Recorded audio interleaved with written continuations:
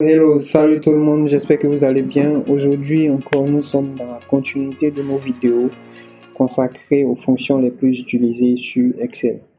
Donc dans ce tuto, nous allons voir deux fonctions qui sont la recherche V et index equiv. Ce sont des fonctions de recherche. La fonction recherche V est la fonction qu'on appelle recherche verticale. C'est une fonction qui permet de chercher des valeurs ou de faire apparaître des éléments qui sont dans des colonnes. Donc c'est pour cela qu'on dit recherche V ou recherche verticale. Pour effectuer la recherche V, bien évidemment, il faut commencer à mettre la formule égale recherche V, parenthèse, première valeur à ajouter, c'est la valeur recherchée ou la valeur que l'on souhaite faire apparaître. La seconde valeur à choisir, c'est la table de recherche. Dans la table de recherche, c'est la colonne dans laquelle se trouve l'élément recherché ou l'élément qu'on veut faire apparaître. Le troisième élément, c'est l'index. Donc l'index représente le rang ou le numéro de position de la ligne ou de la colonne dans laquelle se trouve l'élément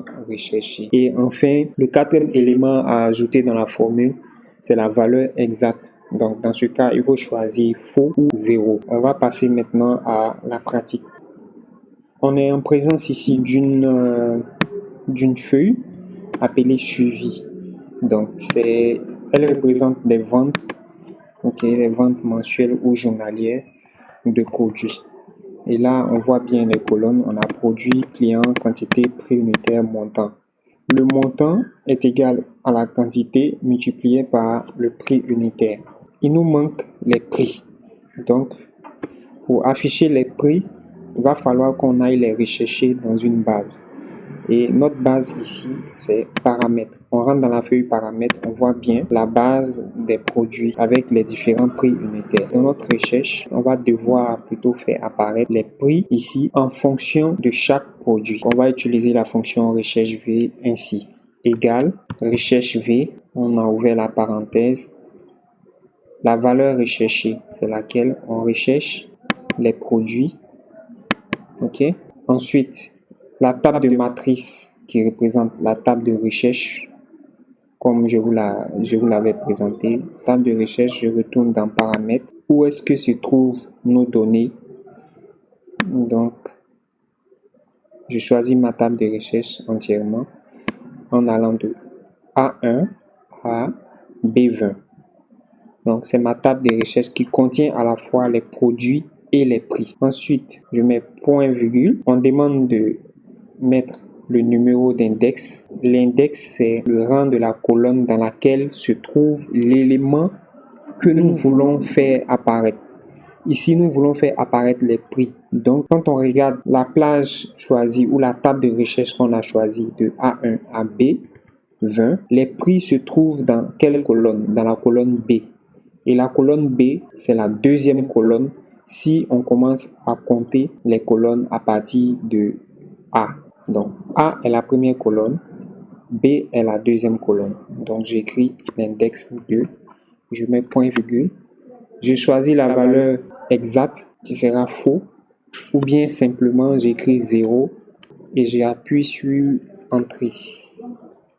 Automatiquement, on voit 1500 qui est apparu. Vous voyez, c'est d'autant plus simple. Et on peut tirer simplement la formule, mais bien avant, il faut s'assurer de figer la plage ou le tableau de recherche. Donc, on va figer ça vite fait en mettant les dollars devant le A et derrière le A. Pareil pour le B, derrière le B et devant le B. Voilà, on a mis nos dollars, on appuie sur Entrée encore,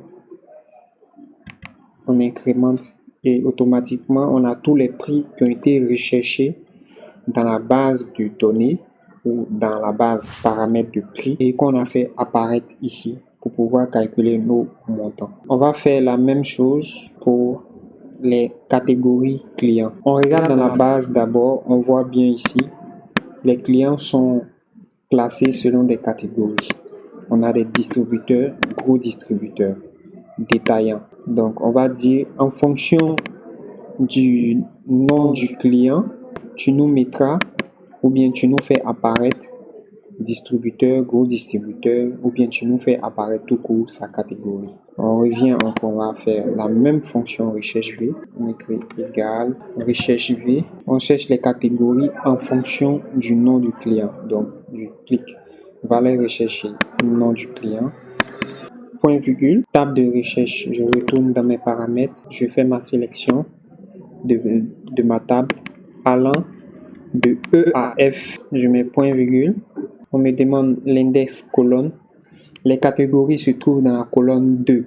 Si on commence à compter les colonnes à partir de E, E, première colonne, F, deuxième colonne. Donc, je mets 2, point virgule, 0, je valide. Automatiquement, voilà, j'ai ma catégorie qui est affichée. Je vais d'abord figer avant d'incrémenter toute la formule.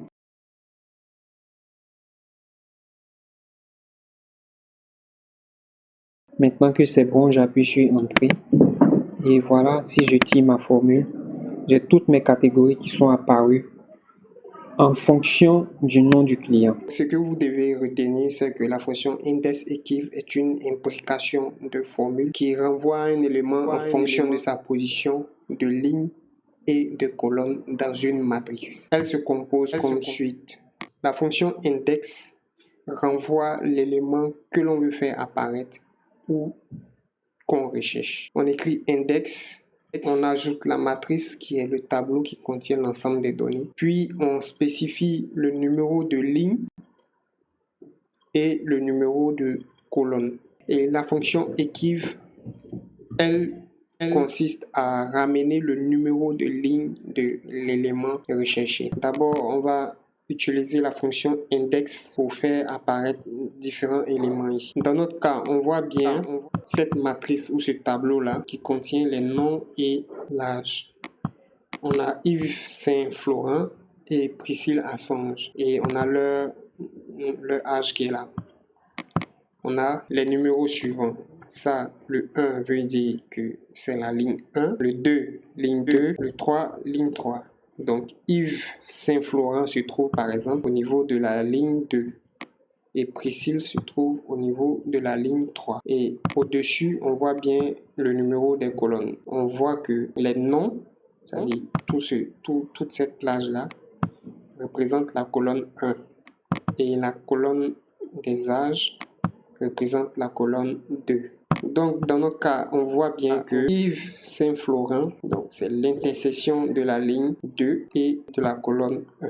Son âge se trouve au niveau de la ligne 2 et de la colonne 2. On va faire pareil avec la fonction index pour faire apparaître ces éléments-là. Si on veut faire apparaître le nom Yves Saint-Florent, on écrit égal index, on choisit notre matrice, le tableau, point virgule, on spécifie le numéro de ligne. Yves Saint-Laurent se trouve à la ligne 2, j'écris 2 de la colonne 1.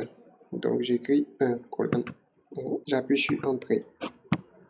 Automatiquement, Excel m'affiche Yves Saint-Florent. Si je veux faire apparaître son âge, je fais pareil, j'écris égal index. Je choisis ma matrice toujours et là on va voir, je mets point virgule. L'âge de Yves Saint-Florent se trouve au niveau de la ligne 2, je mets 2 et la colonne 2. Donc il est à l'intersection de la ligne 2 et de la colonne 2. Donc je mets 2 comme colonne. Je ferme la parenthèse, j'appuie sur Entrée et voilà, j'ai les 25 ans qui sont sortis. Vous voyez, c'est ce à quoi sert la fonction index. La fonction equiv, on écrit equiv et equiv. On recherche par exemple point virgule, je choisis la valeur exacte qui est 0 et j'appuie sur Entrée. Excel nous affiche 2. Ce chiffre 2 là veut dire que Yves Saint-Laurent se trouve au niveau de la ligne 2. Comme je vous l'avais dit précédemment, la fonction equiv ramène le numéro de ligne. Donc vous convenez avec moi que lorsqu'on va imbriquer ces deux formules index et equiv là, en lieu et place de spécifier manuellement le numéro dans lequel se trouve le numéro de ligne dans lequel se trouve notre élément, on va juste utiliser la fonction EQUIV pour que cela se fasse automatiquement. On revient dans la fiche de suivi pour pouvoir faire notre test. Colonne G, réduction, on va devoir faire apparaître par exemple le taux de réduction qui est là, ce taux de réduction. On va écrire égal index, la matrice, on revient dans paramètres. Notre matrice ici représente tout notre tableau. Je mets point virgule et au lieu de numéro de ligne, j'écris EQUIV. EQUIV. Voilà, la parenthèse est ouverte. Je choisis la valeur recherchée. La valeur recherchée, c'est quoi? On cherche les taux de réduction en fonction de la catégorie du client. Je retourne dans suivi, je choisis ma catégorie. Donc, je viens sur la cellule I2, je choisis ma première catégorie qui est là. Je mets point virgule. Ensuite, je choisis la table de recherche. La catégorie de clients que je choisis là se trouve dans quelle table de recherche ou bien se trouve dans quelle colonne. Si vous avez suivi l'exemple précédent. Je viens choisir ma colonne maintenant. Il se trouve dans la colonne catégorie. Donc, je choisis bien ma colonne catégorie. Je mets point virgule. Je choisis la valeur exacte 0. Je ferme la parenthèse. Excel me demande d'ajouter le numéro de ligne. Chose que je ne vais pas faire. Je mets point virgule. Il nous demande maintenant le numéro de colonne. La parenthèse indique que nous avons fini avec la fonction EQUIV. Maintenant, nous sommes toujours dans la fonction index. Il va falloir la colonne dans laquelle se trouve l'élément que nous voulons faire apparaître. Donc, les taux de réduction se trouvent dans quelle colonne? La colonne 1. Donc, j'écris 1, je ferme la parenthèse, j'appuie sur Entrée. Je mets en pourcentage, je mets 2%. Avant de tirer la formule, je vais m'assurer que les éléments sont figés. Je vais figer mes matrices. Donc, mes tableaux, ne pas qu'ils bougent. Je fiche ça avec des dollars. Fiche ça. J'appuie sur Entrée. Et voilà, je duplique et c'est fini. Donc, j'ai tous mes taux de réduction qui sont apparus automatiquement. Voilà ce que ça donne. Si vous essayez d'utiliser la fonction recherche V, vous verrez que ça ne marchera pas. Donc, c'est ça l'alternative et l'utilité de la fonction index EQUIV. Rapidement, on calcule le montant à payer qui sera égal au montant multiplié par 98%. Donc, plutôt multiplié par, je mets la parenthèse, 1 moins 2%. Je referme ma parenthèse. Voilà. Et voilà ce que ça donne. Donc, la vidéo prend fin. C'est ce que je voulais vous présenter aujourd'hui. L'utilité de la fonction recherche V et aussi de la fonction index EQUIV qui se présente comme une alternative à la fonction recherche V au cas où celle-ci ne fonctionne pas. Merci de nous avoir suivis et surtout abonnez-vous, likez et partagez, révisionnez la vidéo, entraînez-vous chez vous pour pouvoir maîtriser l'élément. Et on se dit à la prochaine pour d'autres tutos. Merci.